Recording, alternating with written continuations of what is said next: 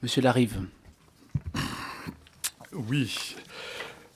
Madame et Monsieur le Ministre, Mesdames et Messieurs les rapporteurs, chers collègues,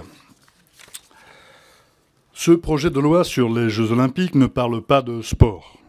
Il détaille le projet financier d'un grand événement, nous en prenons acte. Alors il soulève tous les problèmes inhérents à la ventilation des profits et au respect des règles démocratiques. Je vais donc dénoter dans cette grande osmose qui s'installe. J'aime le sport, mais puisque nous n'en parlons pas, alors parlons de la non-implication des citoyens dans la décision d'obtention des JO, par exemple. Anne Hidalgo avait évoqué d'abord le souhait d'un référendum, puis non, puis à nouveau oui, puis non. C'est dommage parce que les habitants de la Seine-Saint-Denis, qui sont très concernés par les aménagements qui vont avoir lieu, eux, n'ont pas été consultés. Pourtant, il est possible de faire des référendums ou des pétitions comme à Budapest, un référendum comme à Munich, où l'obtention des JO a été abandonnée après le non à un référendum. C'est dommage parce que les citoyens sont les premiers à financer ces JO avec la taxe TV, l'argent de leur achat, donc l'argent qu'ils vont donner aux sponsors, les infrastructures qu'ils financeront par l'impôt, les billets d'entrée, etc., etc. Parce que les JO, en quelques chiffres, c'est 6,5 milliards, dont 50% pour le CIO, mais 1 milliard de billets, 1 milliard de l'État, 209 millions de la région Île-de-France, 145 millions pour Paris et 135 millions pour la Seine-Saint-Denis. Ça représente environ le coût de 25 hôpitaux de taille moyenne. Si le budget en reste là, parce que le budget peut exploser, parce qu'ailleurs, au lieu de 6 milliards à Londres, ça a coûté 14 milliards, et 37 milliards au lieu de 8 à Sochi, donc 12 fois plus que le projet initial à Pékin aussi.